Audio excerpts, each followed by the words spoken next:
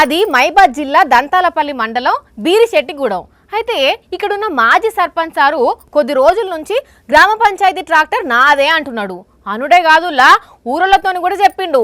కానీ నిన్నటికి నిన్న ఎవ్వరికి చెప్పకుండా బరాబరిగా తీసుకుపోయి సీదా ఇంటి ముంగట పెట్టుకున్నాడు. అరే అట్లెందుకు చేస్తాడు, గవర్నమెంట్ సొమ్ము కదా అంటారు కదా. అయితే దాంట్లో ఒక కిటుకున్నదట, అదేందో చూద్దాం పాండ్రి. ఇగో మనం ఇంతసేపు చెప్పుకున్న ట్రాక్టర్ గిదే. ఈయనే మాజీ సర్పంచ్ గారు.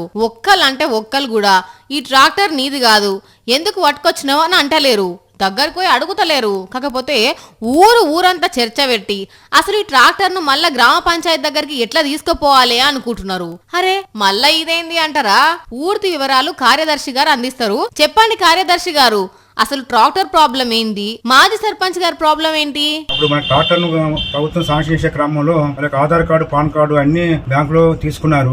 ఆ క్రమంలో మా యొక్క సివిల్ స్కోర్ తగ్గుతుంది, మాకు లోన్ రావట్లేదు అని చెప్పడం జరిగింది. ఇగో ఇదట అసలు ముచ్చట. అర్థమైందా అనుల్లా?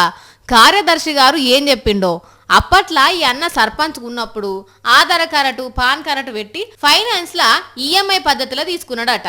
అయితే ఇప్పుడు ఈఎంఐలు కట్టకపోయేసరికి ఈ అన్న క్రెడిట్ స్కోర్ తగ్గుడే కాకుండా మళ్ళా లోన్లు ఉడతలేవట. అంతా ఈ ట్రాక్టర్ చేయబట్టే వచ్చింది. ముందుగాలైతే ఈ ట్రాక్టర్ తీసుకుపోయి నా దగ్గర పెట్టుకుంటే అటెంకా పంచాయతీ తగ్గుతుందని ఉపాయం చేసిందట. పోలీసులకు ఫిర్యాదు చేస్తే విచారణ చేస్తురట. మరి గవర్నమెంట్ ఎందుకు కిస్తీలు కడతలేదో గాని ఊర్ల చెత్త తీసుకుపోవడానికి, నీళ్లు అటు ఇటు మోయడానికి మస్తు తిప్పలు అవుతుందట. ఇగో గిట్లున్నాయి కొన్ని దిక్కుల పంచాదులు.